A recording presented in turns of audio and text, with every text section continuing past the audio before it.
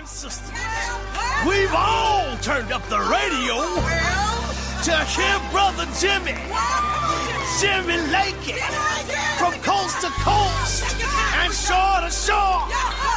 Now raise your voice, oh, let us all, Jimmy Lakey, get out of bed, Jimmy Lakey, raise your voice, Jimmy Lakey, Lakey, hey, can't live without it with Jimmy Lakey, Jimmy Lakey. Well, Heidi, how you doing, everybody? Good to have you here. Lakey is my name, and please use it as much as you can. If you can get a discount because you say, I know Jimmy Lakey, feel free. I wish you luck, and let me know where you got that discount because I will go there and try to get the same discount. How's everybody doing? Friday, the November 7th, 7th day of November, year of our Lord 2025. A pleasure to be here with you. And glad that you could tune in. Isn't it glorious? I think of this every morning. I've done it for years. Ever since Brother Leroy and the Jimmy Lakey Mass Choir came around and started singing my name, I thought about how fortunate I am, how blessed of an individual I am to have a choir that sings my name. Listen, if you want to aspire to anything, maybe your aspiration is to have your lights in on Las Vegas Boulevard among the Vegas Strip, which could be in my future. I think I could get a residency for something, but I kind of did when I was a Chippendale dancer. That was fun, but it wasn't my name. It was like for the team. We had the Chippendales team there. Now it's just me. So I'm thinking a solo residency in Vegas, but also an aspirational thing for all of you is to have a choir sing your name. And yeah, good luck. Good luck out there. All right, let's dive into some news. We've got to get to it. Got a lot of great guests. Sherry Cree's going to be back on the show. Our realtor extraordinaire friend's going to be back on the show at about 8:30 this morning. It's Veterans Day, heading into a Veterans Day weekend. I realize some of you might get the Monday off for a federal holiday. Veterans Day is actually Tuesday, I believe, but the federal holiday is going to be on Monday, so if you're going to miss Monday's show, we'll celebrate Veterans Day today with Ryan McDermott. He's an Iraq War veteran, former Pentagon official, Bronze Star recipient, and he's also written a book called Downriver Memoir of a Warrior Poet. He's coming up here in just a couple of moments, but let's dive into some news and headlines as well. A lot of things I did not get to. This is a day that I get to clean up a lot of the things that are evergreen that never left the show sheet. Producer Chad and I have a little rundown that I produce, and here's the stories I want to talk about. Here's the direction I want to go, and some of them just sit on the page because I never get to them. And today I'm going to try to get to several of them, so let's do that right now. But let's do the question of the day. Let's start, Delilah, with the question of the day. It's Friday. We don't want to start too seriously. Everybody's kind of in a party mode. Do you like that? I got an immediate whiplash response from both of the hipster youth that are actually here this morning. They both party. See that? They're all sad. Well, it's my dance moves, baby. It's my dance moves. All right, let's dive. I don't know. I'll dive into all of it. Okay, here's the question of the day. Anybody see those progressive commercials where they say the guy's following around the other guy and say, we're trying to keep you from becoming your parents, and kind of making fun of old people and the habits they have of striking up conversation. And of course, dad jokes have become a very big deal. Everybody likes a dad joke here and there. Well, people make fun of old people for plenty of stuff. Yelling at technology. This damn computer won't work. Yeah, people writing checks at the grocery store. Anybody still write the checks at the grocery store? I'm going to be honest. I was a holdout on the debit card until probably 5, 8, 10 years ago. I was like, I'll write the dang check, baby. I'm going to write the check out. But I've since submitted to the tap of the card. I've done that. But I was a holdout. I was one of the last holdouts. But that was still 5, 6, 7, 8 years ago, maybe 10 years ago, that I was the last holdout writing the checks there. But other things you make fun of old people for, eating very early. Well, there's some people that are commenting on some online threads that they're saying, you know what, let's not pick on the old folks out there too much. Some of these elderly habits are strategies that everybody should adopt, and some of them are actually not that bad. We're like, why did I think of that when I was younger? So I wanted to ask you, what are some old person habits that you think everybody should adopt? Old people things that old people do, and you used to maybe make fun of them, but now that you look at it going, Well, that was pretty sharp. That was pretty good. I should have done that a long time ago. So feel free to let me know exactly what it is. Old people habits that we all should do, and we do this from life experience. That's how we end up doing the old. We figure out that that's a pretty good habit. So feel free, everybody, sound off in the chat rooms out there. If you're on the Rumble, good morning. If you're on the Facebook, good morning. If you're on the Twitter feed this morning, X feed, good morning. If you're on any of the numerous Facebook feeds that we're on, good morning. And if you, most of those forums, if you just comment on your keyboard, that's the international sign language sign of comment on your keyboard. If you're listening on the podcast, you're like, what the heck is his problem today? If you comment on your keyboard by poking the little buttons there, it will show up in our screen here. Old people habits that everybody should adopt. Let me prime the pump, shall I? I think I shall, Delilah. Don't even question me about this. Old people habits that people are saying probably is not a bad idea. Number one, talking to strangers and saying nice things to strangers. There's some cranky old folks, but generally speaking, older people are more likely to engage with you. And maybe we should all start saying nice things to strangers and don't be creepy about it. I know some friends, you look very nice today. So that could be an old person habit that you might want to do. A lot of versions of this one that came in on the suggestions. Give genuine compliments when possible. People could use a little pickup. So talking to strangers as an old person, not necessarily bad, according to the forums that are out there. One grandma replied in the forum. She said, don't wash the dishes if you're cooking. Old person habit. I ain't washing the dishes. I ain't your maid. You're going to eat it. You're going to wash it. I'm going to cook it. Some people said that's a great old person habit that you should adopt. Another one that came up very big on the list is just sleep. Sleep whenever you want. Sleep in the chair. Sleep on the couch. Don't sleep while you drive, but just fall asleep. There's no shame in self-care that you need to sleep as much as you want to. And old people go to bed early and they wake up early. Somebody else said always opt for flying on the very first flight of the day. Old people say, yeah, that 5:45 departure, no problem. And the rest of us are going, let's not do the 5:45. Could we do the 10:45 flight? I'll pay extra for that one. But old people say, no, the flight, you're going to get there. It's going to probably be at the gate overnight. You're more likely to have an on-time departure, and you're going to have a shorter line at security. So do that. So anyway, that's your question of the day today. What are some old people habits that you decide that you want to do and everybody should adopt? And you wish maybe some old person habits as you get older, you're like, I've become my parents. I have become my parents. And there's some things that we all do like, oh, crap, I've become my parents. What are the things that you have done and are doing now that you've gotten older that you used to make fun of? That's your question of the day today, is what are some old people habits that we should adopt? I know there's that Progressive commercial in which he's trying to tell people, don't become your parents and knock that off.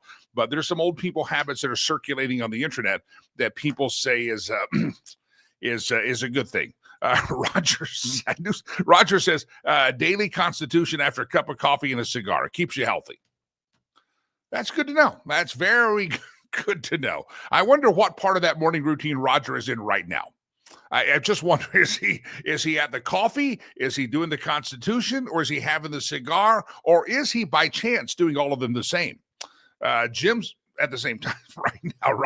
Roger may be listening to us on the toilet. We don't know. Jim says, read real books and newspaper. It's real expensive to replace a tablet when you kill files and spiders. So yeah.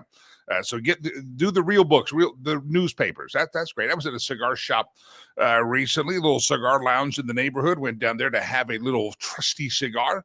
And there's a guy that happened to be a former professor at the local university that was there, and he had brought in all of his papers that had come in his mail. I don't think they throw them in the lawn anymore. They show up in his mail, and he was reading them. He had them up like this, and it was unusual. You used to see that all the time.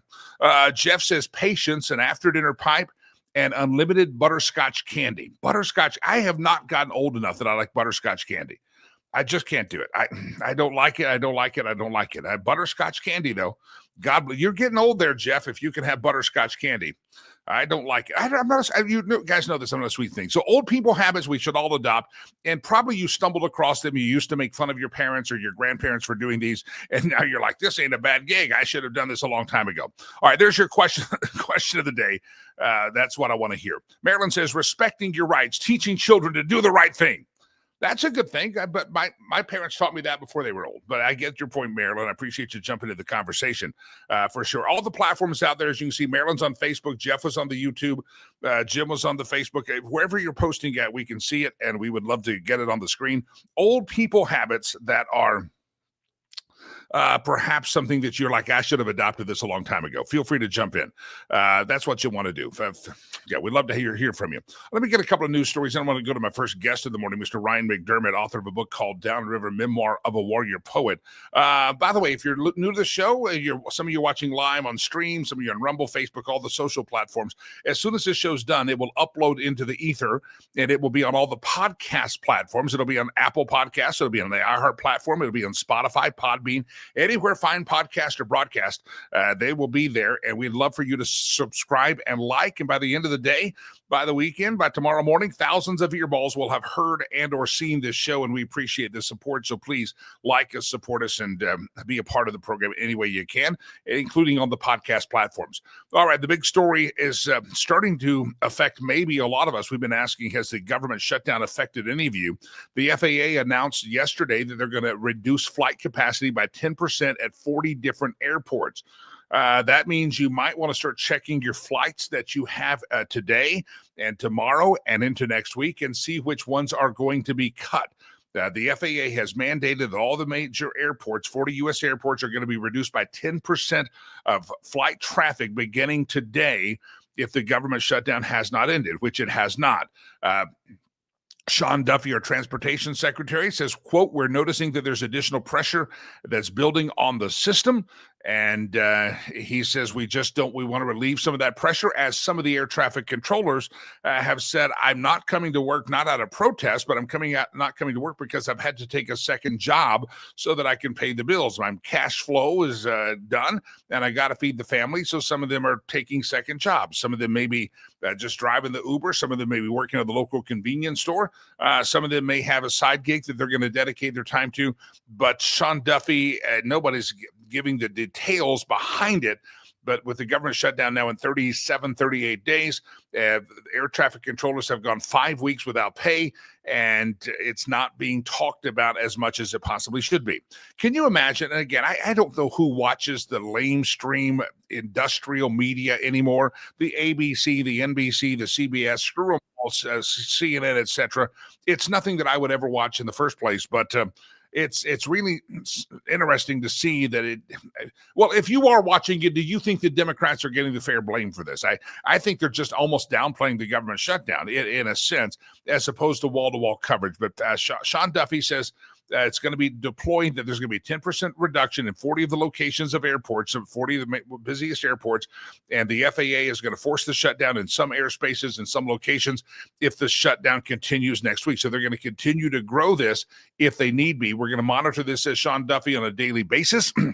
And frankly, he says we're going to monitor this hourly. The National Airspace System, the NAS, is going to continue its surveillance and keep the health and well-being. And for the most part, we're happy to report it's running as efficiently today in terms of safety metrics as it was prior to the lapse or prior to the shutdown. But we're going to keep watching it. And just as a safety mechanism, this week, as of today, starting to reduce 10% of the flights. So start checking your flight schedule, see how it's going to affect you. I'm going to be paying attention. I've got some domestic flights and some international flights coming up. So, yeah, everybody pay very, very, very close attention and watch your flight schedule if you're heading to the airport today or over the weekend. All right, we got other stories I want to get to this morning as we break into the headlines. Lawmakers are looking into the boat strikes. What do you think of the boat strikes hitting these drug dealers? We'll talk about that. I didn't get to this yesterday, but I teased it, so I will. One of the things is Oprah's favorite things. You want to know what they are? I'll tell you. Hospital issues an apology to some patients that aren't dead, but they thought were. I'll get to that story. The top Google search that's trending out there. And also I have an interesting story. Senator Rand Paul on the floor of the Senate objects to Senator John Kennedy, a fellow Republican. John Kennedy came forth with a proposal that said members of Congress should not be getting paid in the shutdown, and Rand Paul objected to said measure. We'll talk about that story here forthcoming on the program as well. Don't go anywhere. It's Friday edition of the show. Glad to have all of you here, and I'm pleased that you're tuned in and watching, and if you're listening later in the day, thank you for doing that on all the podcast platforms. As Lakey Unleashed, today is the 1-year anniversary that I was cut from the confines of corporate radio and shown the door. So if you listened to the show 1 year ago today, that was the final show on the old iHeart mothership. And since then, we've broken off to be independent, and here we are. We're not doing all that shabby, are we? No, we're doing all right. So 1 year ago today, should we celebrate? I think we probably should. Pop the champagne, Delilah. It's going to be a good day. All right, let's dive into our first guest and have a great conversation with Ryan McDermott. He's written a great book. You might want to read this. By the way, don't forget that it's Veterans Day.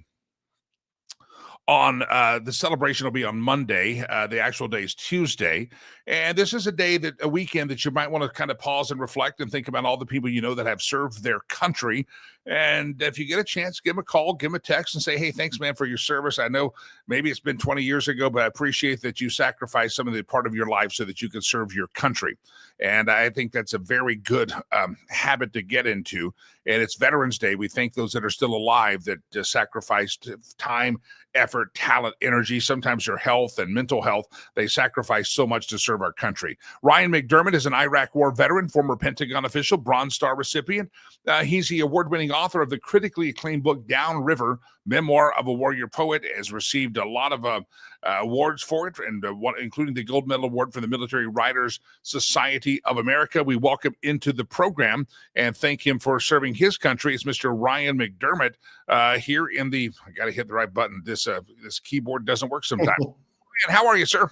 Jimmy, I'm doing great. How are you doing today? Well, let's just say that's Veterans Day weekend heading into it. Thank you for your service to the country. We appreciate it. No, it was an honor to serve. Thank you for your words. I appreciate it. Go back, talk about what inspired you, I guess, to serve your country in the military. You're an Iraq War veteran, ended up in the Pentagon. You ended up getting a Bronze Star, but obviously it all had a starting point somewhere. What was the starting point for you? Starting point was sort of, I had a blue collar background, and my grandfather, who passed away before I could remember, had served in the Air Force, and other members of my family, including my cousin, served in the Air Force as well. And so that sort of recognition of that, and also, just sort of it being this, the sort of symbol of patriotism and serving, the best, sacrifice for the country as a down payment on sort of a future. I think a future for myself is what really inspired me, is like the down payment. I owe it to my country to serve. Well, you served, and you ended up in Iraq. You ended up with the Bronze Star. Sometimes we hear civilians who hear Bronze Star. What does a Bronze Star entail? How is that awarded? Well, it's award. It's interesting because I try to downplay that. I think a lot of the award is sort of reflective of a lot of my soldiers probably deserved higher awards, and so. It's hard for me to talk about that in a way that is, reflects the sort of the honor, the integrity of that process. I view that really what really matters to me is like what we did as a unit, what we accomplished. I'm most proud, Jimmy, that I was able to lead soldiers into combat in multiple battles where we did not have any casualties. We accomplished our mission and we came home. We were very blessed not to have any casualties. So, the greatest award I have is that. All right, I get it. You downplayed that one. That's very well done, Ryan. It's a very good answer with the non-answer. I appreciate it. You could run for office with that kind of non-answer. It's a great thing. Congratulations for the Bronze Star, and we'll explain it to everybody in a bit. I don't want to put you on the spot there. I get it. You want to downplay that, and that's very noble of you. You've written a book called Downriver, Memoir of a Warrior Poet. Let's kind of dive into that. You come back from your experiences in the military. I know you worked for a little bit of in the private sector a little bit. You worked for the Lehman Brothers as it collapsed in 2008. And so your journey from being in the U.S. military into the 2003 invasion of Iraq, you were there. And then, of course, the Lehman Brothers collapse in 2008. You've seen some interesting things, and all of us bring different perspective. We all see different things, and that shapes our worldview. But your worldview, based on some of these things, caused you to write this book called Downriver, a memoir of a warrior poet. First of all, talk about which point of your life do you go, I think I'm going to write a book, and then we'll talk about the book. Well, what happened, Jimmy, is I started writing for I've sort of in college, when I was at West Point, I started writing for my own catharsis, just doing it for my own process, leader development. When I got back from Iraq, I started writing. I wanted to document it. I didn't sort of vaguely had an idea of like what that would be, like the combat experience. I wanted to document into something that was readable, but it wasn't readable to other people. And then the next major sort of addition to that was after the collapse of Lehman Brothers. I'd gone to business school after leaving the Army, and was member of the last associate class of Lehman Brothers in 2008. And after that collapse, I was unemployed for a little bit of time and spent quite a bit of time reflecting and writing what became the chapters. And, subsequently I had some of my own issues to deal with. And so what's interesting about the book is that the storyline ends around 2011, 2010. And I've been sort of just nurturing it and sort of refining it over 15 years. I think what's important here is the reason why I decided to publish and push the book out, and especially the arc that it has, is there's two main goals. One, I want other veterans, service members who are currently in the military. My hope is they may read it, identify with some of the things and feel connected, because one of the things as a veteran I think is challenging is potentially becoming isolated and not feeling connected to others and other struggles. So there's that aspect. Is I'm very transparent about some of the struggles I went through. And by putting that out there, that's kind of the goal. And I've had some positive feedback from other veterans. The second goal is I hope to reach the sort of mainstream civilian audience, and this ties to a piece that's just out today. Jimmy, I apologize, didn't get the chance to send it to you, but Real Clear History, this piece I have out today is called "How Best to Honor Our Veterans." And the sort of 10-second spiel on it is basically one of the things I think everyone can do is pick up some literature that is tied to military service. A lot of like memoirs, a lot of things out there that give the experience of that, and civilians can pick that up and read it. My piece is only, just adding some pages to it, but there's a lot of great literature out there, and I think it's a great way to honor our veterans. Your book is your memoir. It's called Downriver, Memoir of a Warrior Poet. Reading some of the excerpts of it, I haven't received the book yet, but you mentioned your honesty. You talk about the financial instability, and then kind of going through periods of disillusionment of what was it all for? What is it for? I kind of talk about that. You're in the heat of battle. You're in fervor, and I'm sure. But once you come home, some people go into different areas of PTSD, but just talk about the transition back home, back into the private sector, and moving into that area of just kind of disillusionment that faced an entire generation of veterans after serving in really a 20-year war. Yeah. So I went to the University of Virginia, and I was fortunate. I made some great friends there who were also veterans in that class. And while I was there, I really bonded closely to those veterans and got through the 2 year. It was an adjustment period, because what you had is, I came from an experience where I went to war. So, very serious consequences, families broken, that sort of thing. It's a very intense experience. The last year I was in the military, I was on a rear detachment organization. Basically, I was stateside, managing the family readiness group. And those are spouses who have soldiers deployed. And we took casualties, managed that. It's very serious, taking care of the families, welcoming, hugging them and embracing the family of parents of fallen soldiers. And so when I went to business school, it was kind of a transition, because there was a disconnect between sort of the rest of society and what I had just experienced, both in combat and also on the rear detachment. And then when I went into the banking industry, and this is just, it's not passing judgment. It's just a challenge of, you see stuff you can tune out if you're civilian. And I did too. When I was at business school, I began to tune out. I stopped looking at the casualty list, see if I recognized names. And when I went to, and so by the time I got into banking, there was a moment where a guy who I had served with, I found out he had died 2 years before. And I had such enormous guilt about that because I had disconnected and sort of tuned out what was going on overseas. And I think that's, again, as part of writing this book and putting it out there is sort of making amends with that guilt in a way. Talking about the personal accounts in the book, it's called Downriver, Memoir of a Warrior Poet. You talk about the personal journey, the war, the ambition, the loss, the redemption, all of that's in the story. But it's interesting. Just you're facing all the things you're facing. Your childhood home is going through foreclosure. And you start to recognize some unseen scars that might have been there. Then you go to Wall Street. That's a cutthroat world.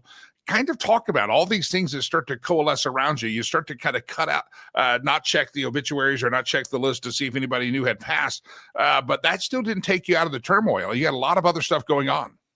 Yeah, there was a lot of stuff going on. So it's not just combat. It's also just the stress of everyone was dealing with stress, financial stress in 2008, financial collapse and the aftermath. There were a lot of things, and it's overwhelming actually to kind of try to sort of think about how all that kind of ties together. One of the things I think Jimmy, is important to bring out into the discussion of what I realized afterwards was I had kind of put all my focus on the career path and everything like that. And the challenge was that I to the point where I was working 100-hour weeks, I wasn't able to spend time with my family, and that caused an erosion. And part of the ending of the book, and not to spoil it, but I think it's important to understand the arc, is that it really put me on a sort of prioritization of where my self-worth is tied to. It's tied to my family, my faith. The outcomes of my career is often things that we cannot control. And so we have to be true to ourselves and where our sense of self-worth comes from.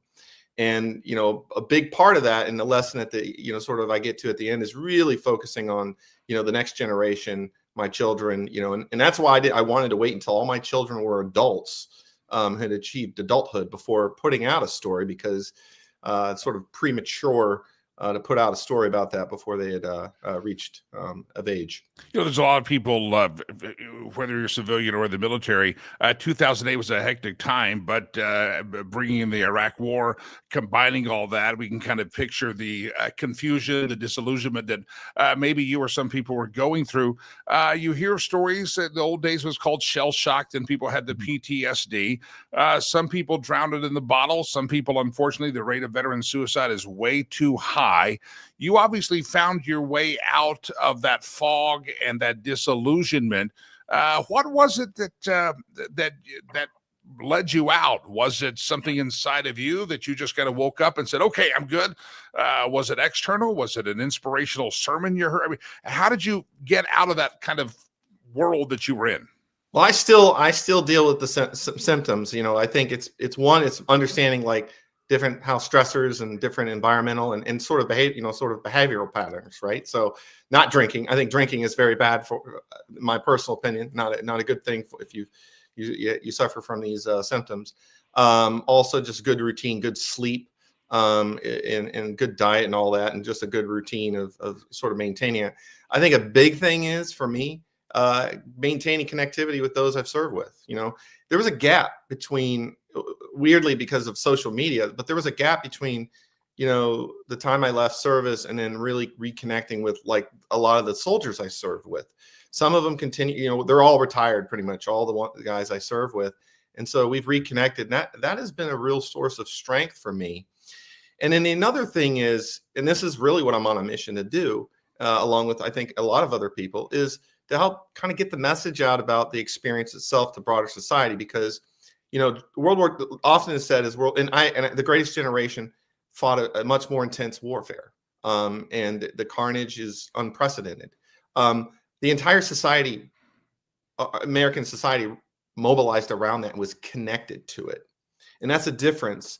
And so what you've seen successively in where we are today is there is, I think our society is a little, just inherently, because of the size of the military and the experience, less connected. And so through writing and getting the message out, that's the hope, is to help sort of better connect our society on these issues.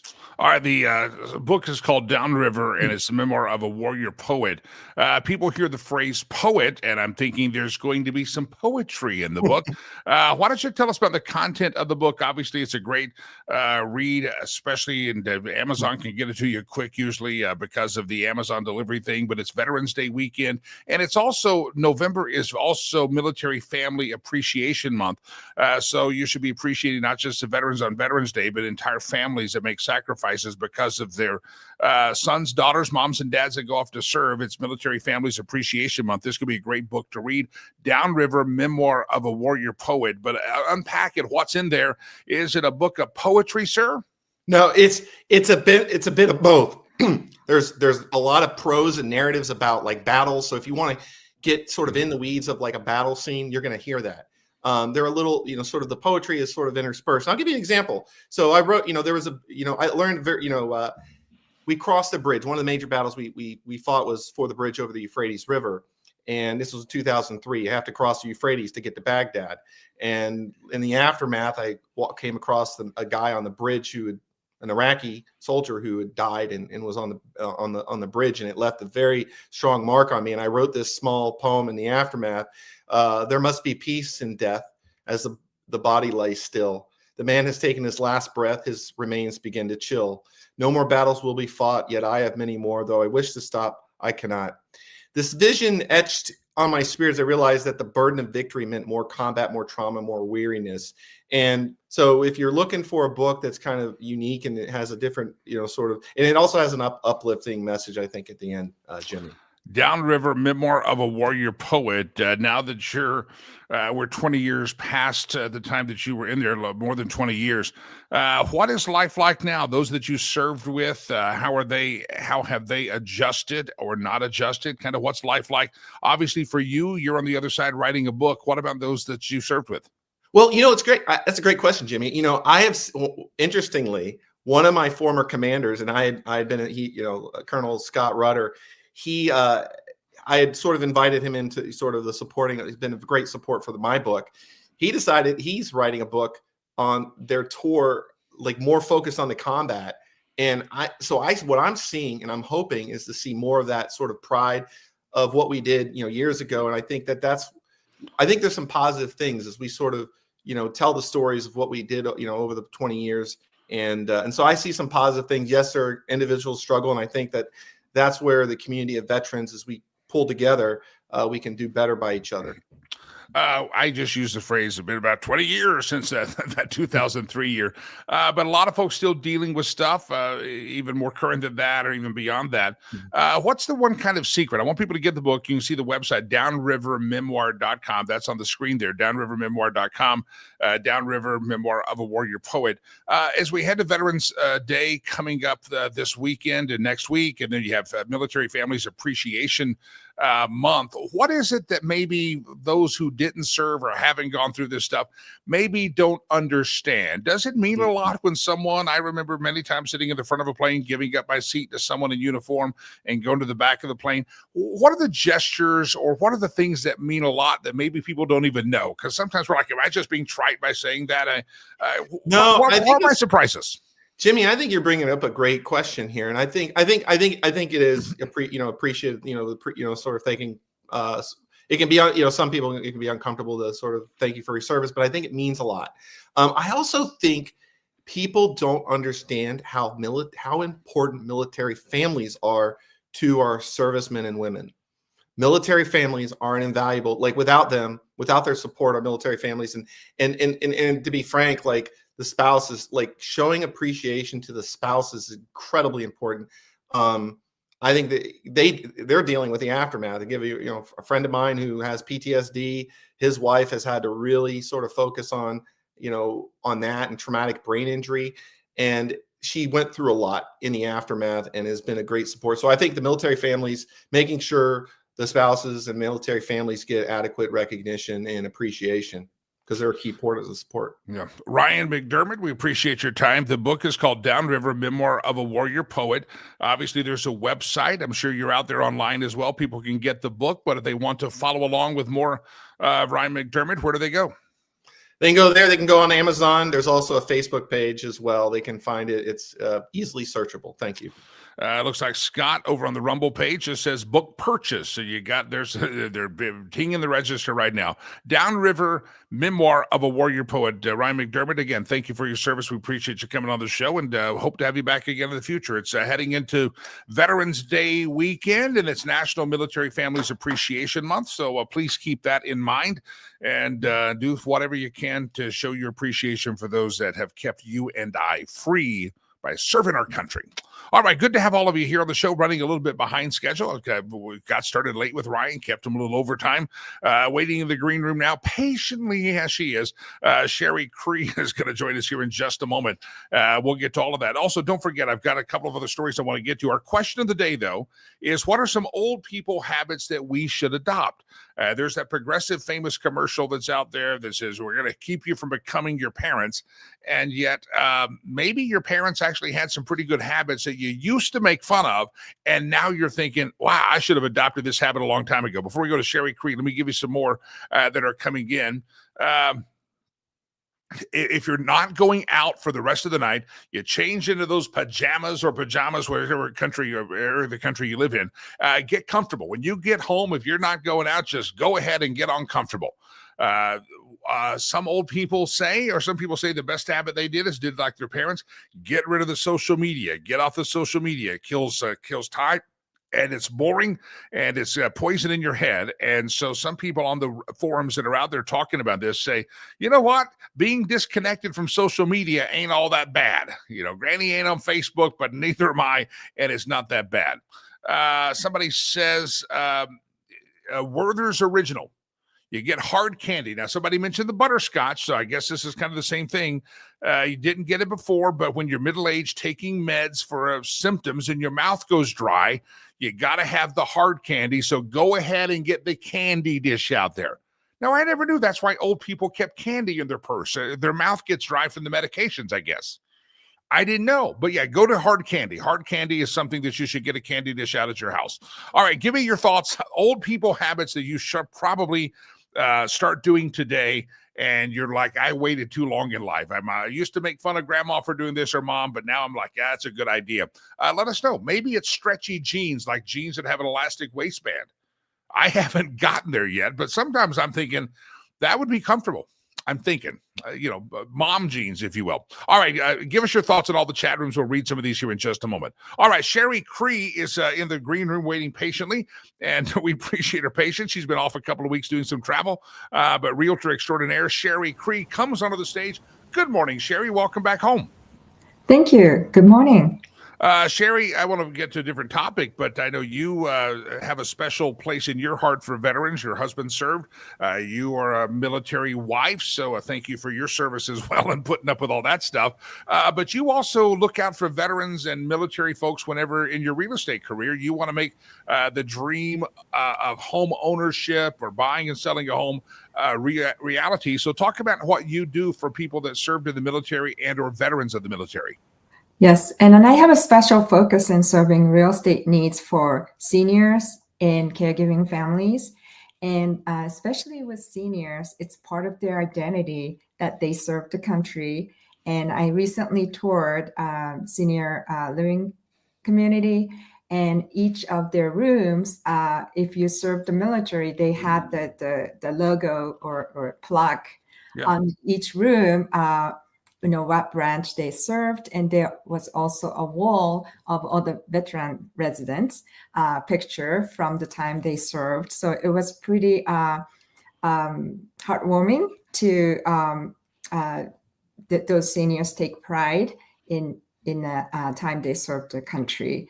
And thank you to all the veterans who served out there. And I offer in the real estate industry, like we often get negotiated for the commission, the compensation for our services, but for all the veteran families and active duty families that's nothing they have to negotiate, but I offer compensation discount or rebate without being asked. So that's not a discount per se. It's more like my appreciation to the clients that come my way. So yeah. It's a great plan. It's a great gesture. And if you're out there, you've served the country, you're serving the country, homeswithsherry.com. And again, maybe you're a senior, maybe your parents were served in the military, maybe your dad did or what have you, and you're trying to take care of them. She has a special place in her heart to help you if they're needing to downsize and or move. She can help you with that, homeswithsherry.com. All right, Sherry, you've been traveling and I'm sitting here every day talking about you. I hope your ears were burning, hearing good things. One of the things that I have been saying, and it's something that from conversations with you I've learned, is that there's so much seasonality in real estate. Selling or buying a home now in the holiday season is not impossible. But there's got to be a strategy. If you wait till after the holiday season, there's a strategy maybe for January, February, March that's going to differ from April, May, and June. The seasonality, knowing when you're going to sell or when you're going to buy, is important. Talk about that, because it's not, what you do today is going to be different than what you do in May of next year. How can it differ if you're buying or selling? What are the differences that it's custom for everybody? Some people may be better to wait. Some people probably better to go now. Kind of talk about that. Yeah, right now it's not that quiet. There are always sellers and buyers that they want a transaction closed by the end of the year, for tax purposes or their financial planning purposes. So there are seasonality of high volume season, low volume season, and then also it's different, unique to the area that you're in. In Colorado, the wintertime, snow and cold, and people tends to move during the summer, but it doesn't mean the transaction goes dead. It's more tied to the economic environment. So that being said, this is we're getting into the season, holiday season, and that's when you gather with your family. Maybe aging parents. Grandma, grandpa, or maybe young generation, forming a family or buying a house or, relocating to different place for opportunities. So the holiday season for our industry in the residential real estate is always a relationship time as a professional activities. So this is the time you want to be connected with your people and understand there might be a housing need change. And then you want to be there for resources, to be a resources for them.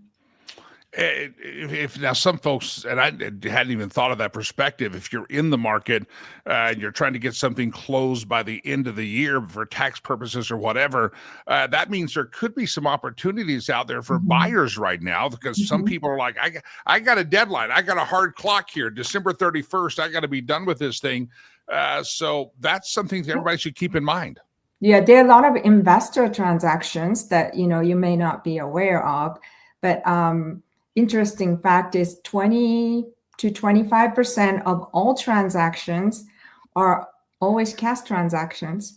And then it's not all what you picture, like, moving somewhere and then first time home buyer getting a loan to purchase. So if you look at the whole market, there are a lot of transactions occur by the end of the year for tax reasons. And then for the emotional reasons, there are buyers. They want to be in their new home by holidays. Yeah.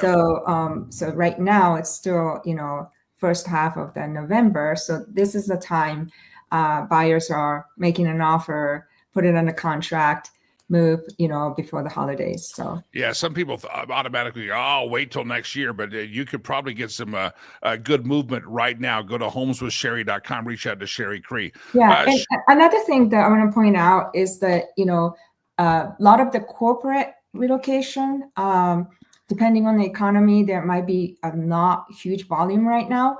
But people who got hired starting for the calendar year, January last year, they may have leased a property, in the new place for their career opportunities. And, their lease are, maturing.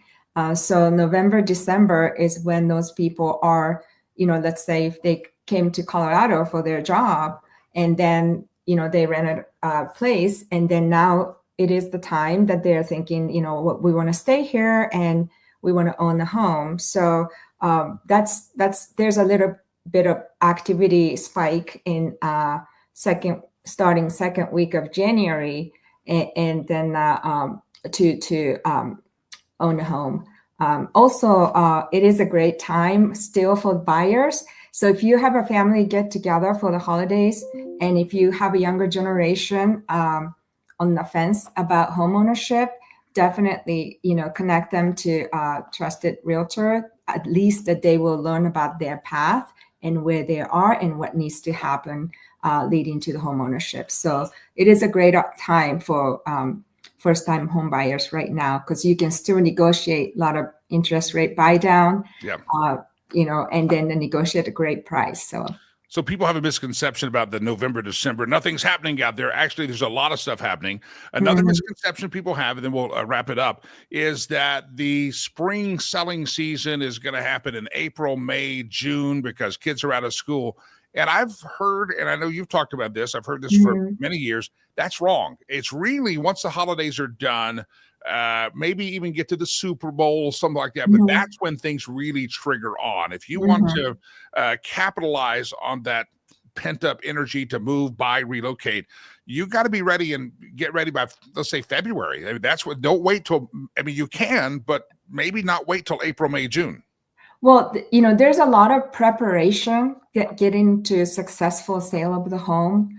I do all pre-listing inspection before selling your property. So if there's something that needs to be addressed, you need time to address, the preparation. And then also don't forget,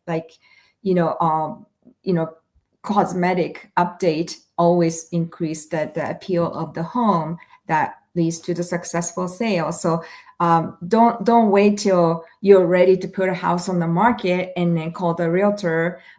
Instead, just share with whoever you trust, like 2-3 months in advance. That's what you're thinking of. And then from our end, professionally, we have a lot to offer to guide you through what needs to be done or what doesn't need to be done. Yep. All right. One more quick question for you. We've seen a couple of interest rate cuts from the Fed. Have you noticed that impacting the real estate market? Are you getting more calls, fewer calls, buyers, sellers? What have these interest rate cuts done, and what do you anticipate they will do? Yes. So I go to weekly the industry realtor marketing meetings. And then there we present upcoming listings, existing listings, buyer needs.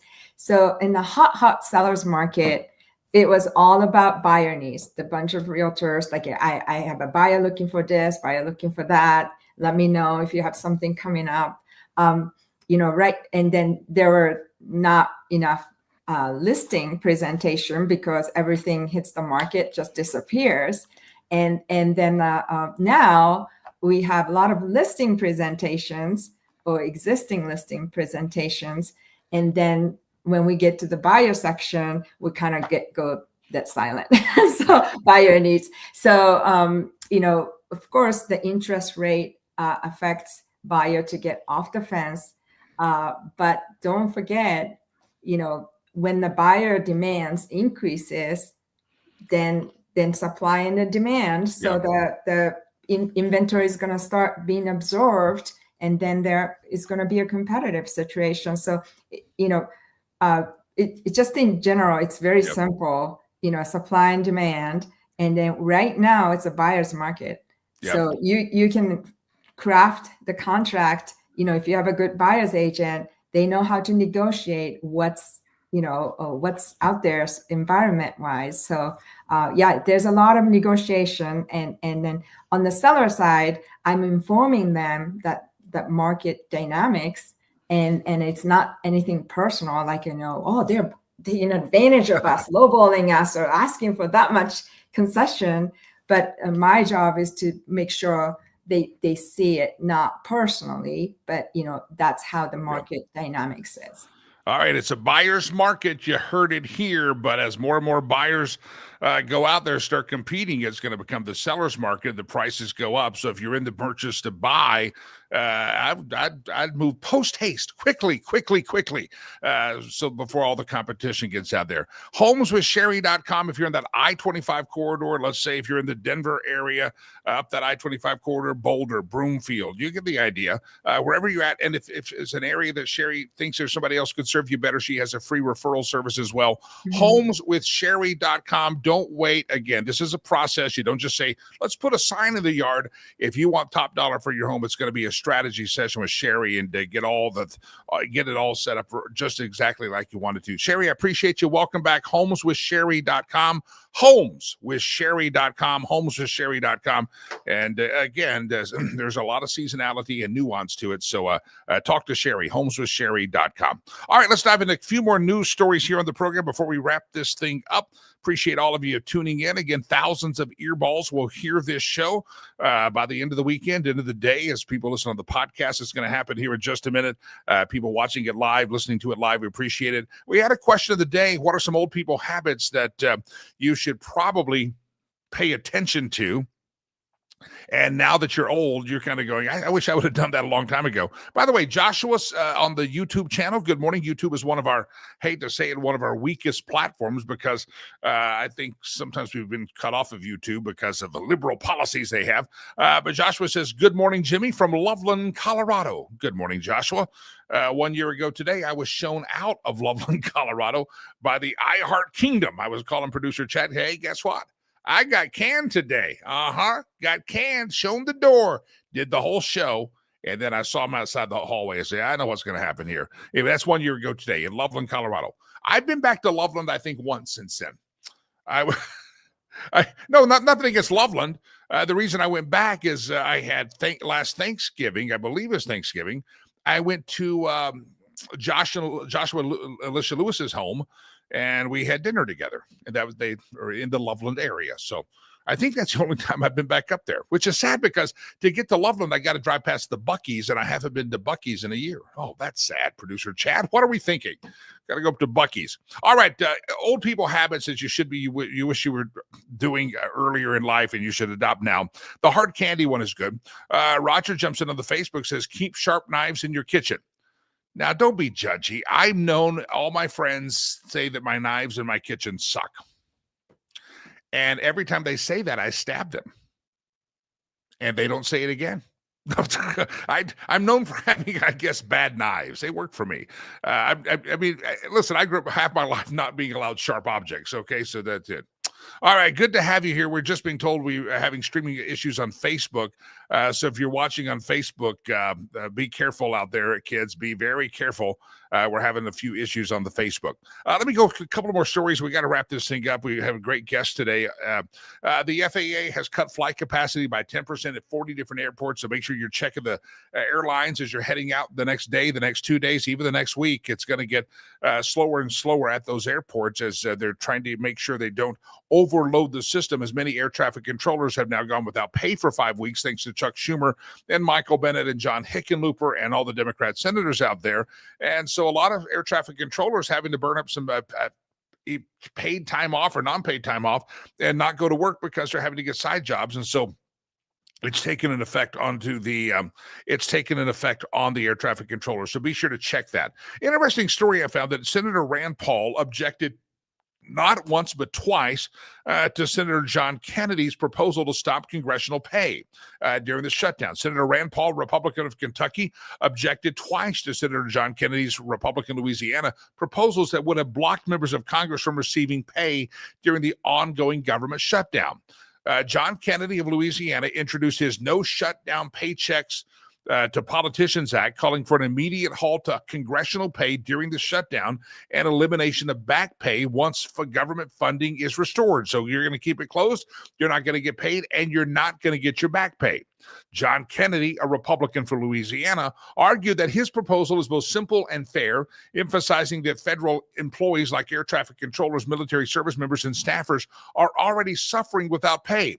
His bill said it will ensure lawmakers are not shielded from the same financial consequences. John Kennedy asked for unanimous consent to immediately pass his bill, but Rand Paul stood to his feet and immediately objected. Paul reserved the right to connect, said the focus on reopening the government and paying those who are working, not punishing members of Congress. Rand Paul argued that withholding pay from lawmakers distracts from the larger problem of bureaucratic dysfunction and unfair treatment of federal workers who are continuing their duties during the shutdown. He even proposed an alternative. Rand Paul said we should have the Shutdown Prevention and Pay Workers Act, which would ensure government workers, including military, are paid during any federal shutdown. So Rand Paul says, listen, rather than punishing the members of Congress, why don't we just keep paying these people during the shutdown? So it was a back and forth between Rand Paul and John Kennedy. Reading it on the surface, I can appreciate that, yes, Rand Paul says that we should pay those people. I think you can don't have to choose between them. I think it's great. You have members of Congress, if you won't get the damn government open, guess what? We're going to not only stop your pay, you should be the first one to not have pay, but you don't get back pay. The military veterans, if we're going to do it this way, yeah, we just keep paying them. If we can pay the members of Congress during a shutdown, why can't we pay the military? Why can't we pay the air traffic controllers? So I kind of disagree with old Rand on this one. He says it's a distraction, but it's not. It's calling attention to what's happening is that while air traffic controllers are not getting paid right now, while members of serving their country in various government capacities are not getting their paycheck, Rand Paul is still getting a direct deposit into his checking account every 2 weeks or whenever they get paid. So I'm going to side with John Kennedy on this one, the statesman from Louisiana.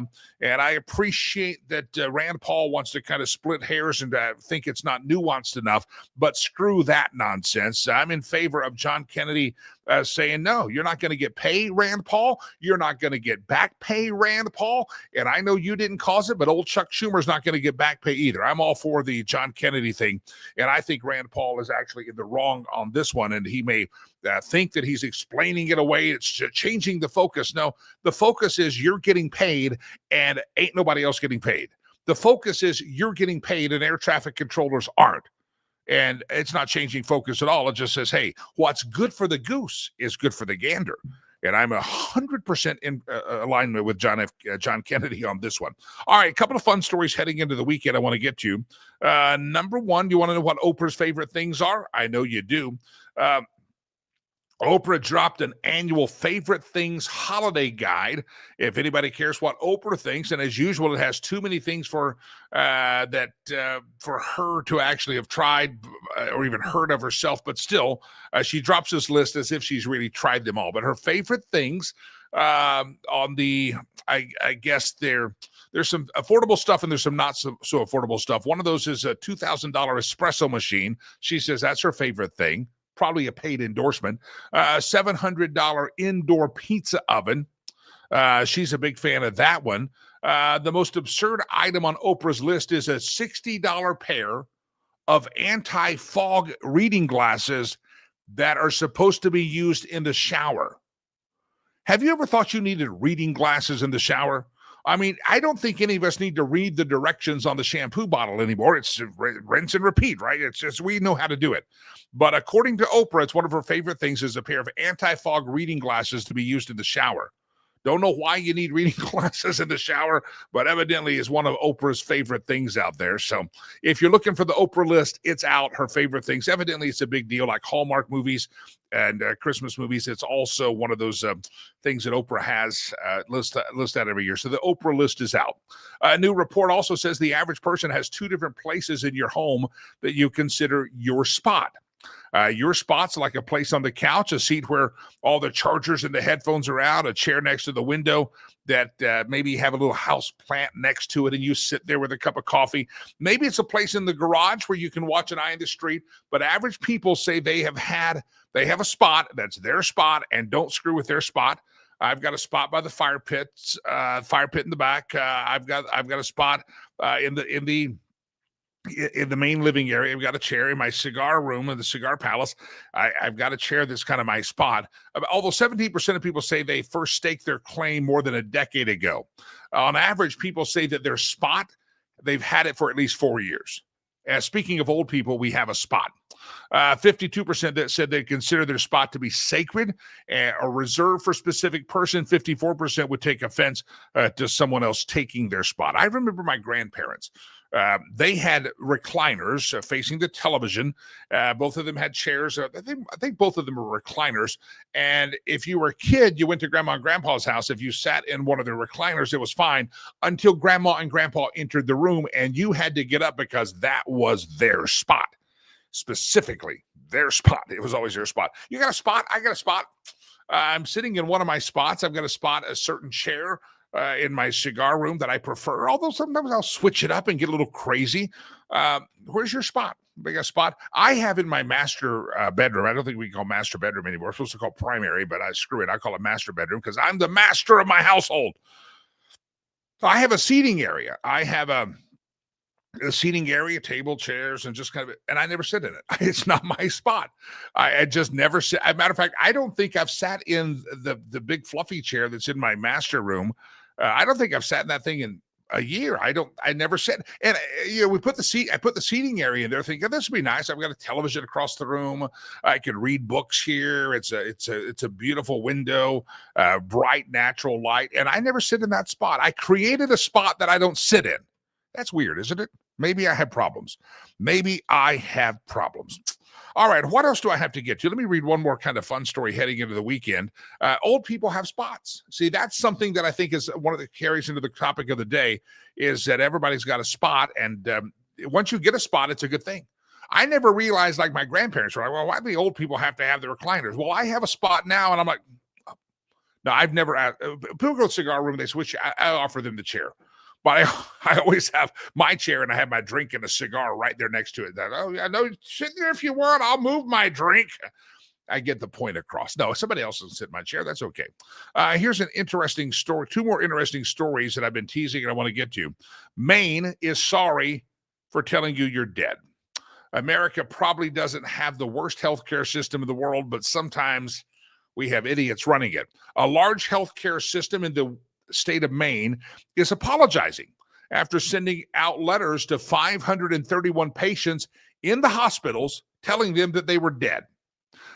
The letters showed up to patients, and it expressed condolences and informed information on how their next of kin could resolve their estate issues. So you could break it to him, Barbara, I hate to you have to hear from me, but I'm dead. Here's a letter the hospital sent and how we're going to clear that up. The company is a nonprofit called Maine Health, and the spokesperson said there was an error and it's a computer system that led to a mistake. And so these letters went out, and people were reading them going, we're so sorry that Bobby has died, as Bobby reads the letter. And here's how you can clear up Bobby's estate and move on to the next chapter of your life. So they have expressed sincere regret for telling people that they were dead and were never deceased in the first place. And that's good that they've expressed regret over that. I hope no one was informed and said, oh, I thought I really was dead. Now I'm alive. One more quick little fun story here. One of the top Google searches happening this weekend and this past week has been, when does Christmas music start on the radio? It's been a top trending search on Google for the past week. New report this week found that over 24 stations around America have already switched over to playing all Christmas music this weekend. And, if we could play Jingle Bells right now, we probably would, but we're not going to, because I hate it. Even the music stations I listen to, when they start playing Christmas music too early, even to blend it in once an hour, I change it. I'm weird. The day or so, maybe the week leading up to Christmas, I can handle a lot of the Christmas music, but up until there, I don't need a full month of Christmas music. Anybody wrong with that? Some people watch Hallmark movies too, and you're wrong as well. And some people want to hear Christmas music all year, and some people have already tuned into Christmas music, and I say you're wrong. A poll asked people when the Christmas music should start, And the most popular answer was at least after Thanksgiving, but close to 1 in 5 say in November before Thanksgiving. And then 5% of people who are actually psychotic and psychos and probably should check themselves. And they say Christmas music should be played year-round. I would disagree, but SiriusXM also just launched the holiday channels on Tuesday. And so whether you like it or not, the holidays are here. The Christmas jingles are being played. The jingle bells are happening. People are decking the halls. And I think it's way too early, but people are searching for it on Google. So I guess they win. All right, ladies and gentlemen, it's a pleasure to have all of you here on the program indeed. A lot of you agreeing with John Kennedy that John Kennedy's right. Arloa says, old people's habits that you should have picked up. She says, my mother taught me to sit at the table in the chair closest to the kitchen to be able to get up and get anything needed for the table, refilling the serving dishes as a host or a hostess. That's a good thing. RJ says, Christmas music should start the day after Thanksgiving. No, it should start about 3 days before Christmas, maybe a week before Christmas. That's when it should start. But I don't listen to those stations, so what do I know? All right, ladies and gentlemen, Jim says, do a live show from Buc-ee's. That would be fun, but I'd probably be eating the whole time. It'd be tough to do a show because they have some really good food at Buc-ee's. They really do. By the way, can you believe it's been a year? How many of you remember my last show? Anybody remember it? I kind of knew it was coming all week long, and a month before I'd kind of gotten vibes. We were in a contract negotiation, and they said everything was fine, but I just knew early in the week they had canned a bunch of people. And the mothership, they had every about 3 years, there was what we called a massacre, and about 10% every year, there was about 10% of the workforce, at least every 18 months they got. And I lasted for 10 years. And so it was an incredible stay of 10 years. And by the end of the stay there at the iHeart mothership, I was literally the only local. There were like 10, 12 stations in that building. And I hate to break the news, I was the only live and local dude hanging out at the show up in the studio. They had a couple of guys that were what we call voice tracking and stuff like that, but live and local, I was of all the stations out there.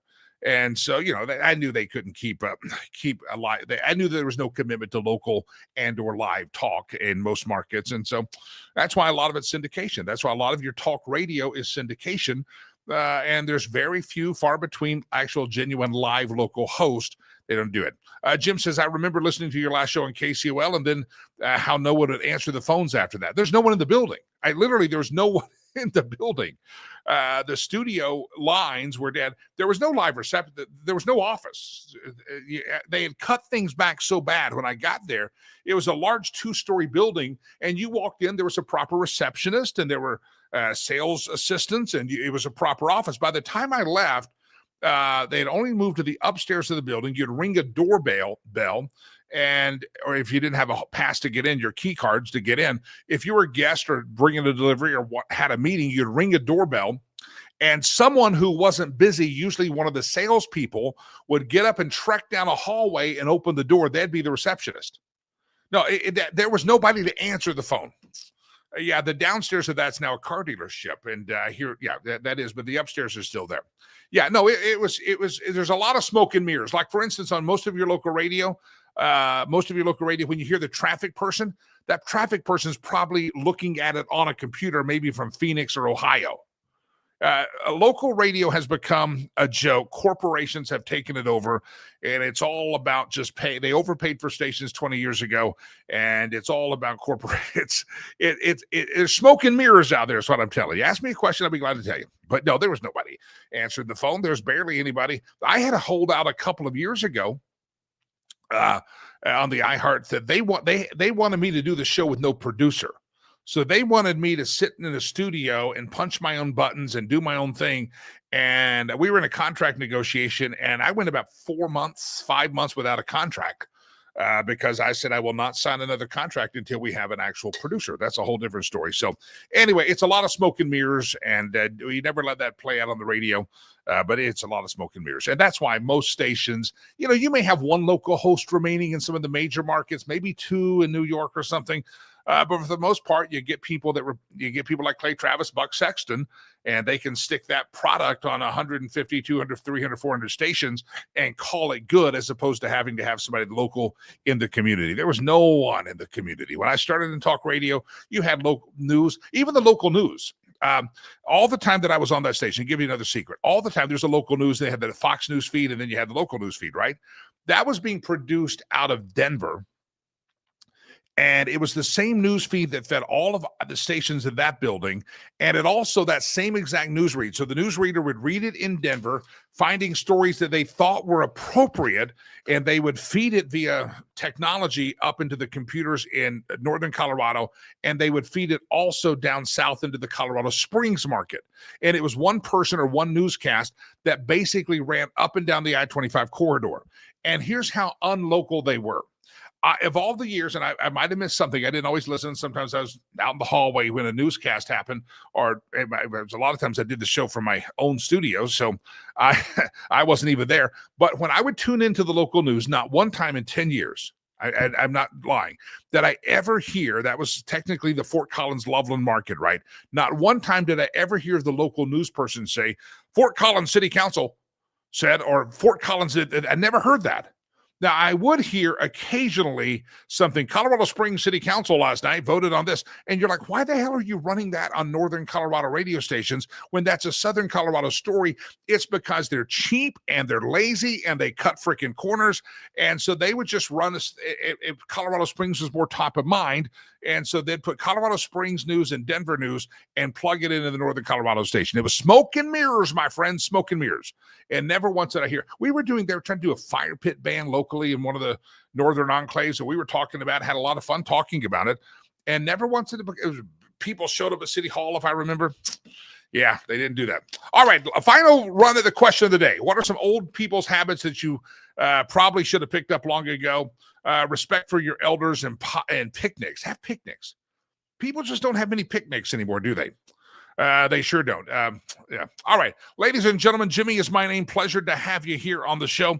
I would, somebody put up, I just saw something post up there. Being able to have a cup of coffee with the local radio GM every week. Stu was a great guy. Stu's the guy that hired me. He is. All right. Nice to have all of you here on the program.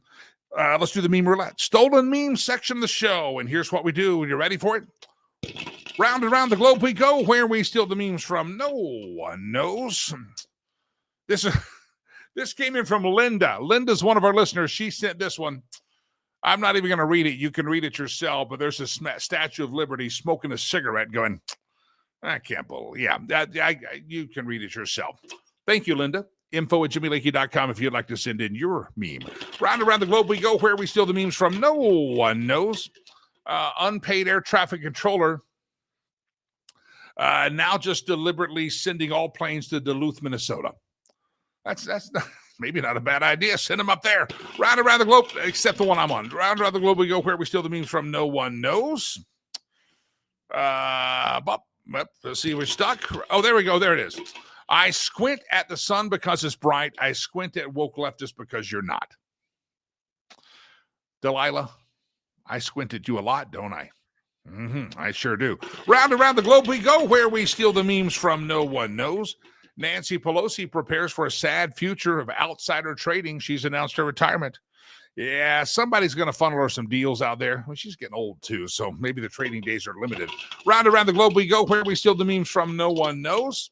Ronald Reagan said if fascism comes to America, it will be coming in the name of liberalism. Churchill said the fascists of the future will call themselves anti-fascist. Both men, Reagan and Churchill, correct on the nose. Round and round the globe we go. Where we steal the memes from, no one knows. To me, drink responsibly means don't spill it. Just don't spill it.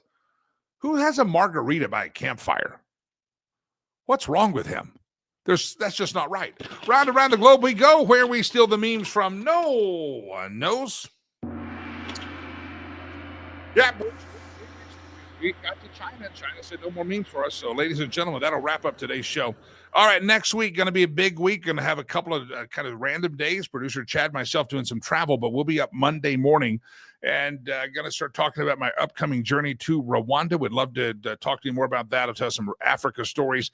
And thanks for everybody participating in the program. Again, 1 year ago today, we got kicked out from the curb of corporate radio, but now we've been unleashed into the into what we're doing now. I appreciate your tuning in every morning, and thousands of people will hear and or see this show by the end of the day. Thank you very much, everybody. It's Veterans Day weekend. Think of veteran this weekend. I know Monday is an official government holiday. I think Tuesday is actually Veterans Day, but it's also National Military Family Appreciation Month. So take time. Thank the wife. Thank the kids. They made sacrifices as well. Thank the spouse. It could have been the husband, but the whole family should be given gratitude and thanks, especially those who did serve. And I appreciate you doing that. Give thanks. Do that indeed. All right, ladies and gentlemen, it's time to wrap this up. I'll see you Monday morning. If you're getting paid today, you got a couple of extra bones. Why don't you go to our website, riverspromise.org. riverspromise.org. Go there. Make a donation. You know the routine. $65 sponsors a kid for an entire month. $10 buys them a new school uniform that's tattered and torn. $25 our school shoe project kicking off here real soon. I'd love to have your help. riverspromise.org. That's a charity that I started, and I'd love to have you help me keep Rivers Promise. riverspromise.org. God bless you. God bless America. I am Jimmy Lakey. Peace. Have a great weekend. I'm out of here.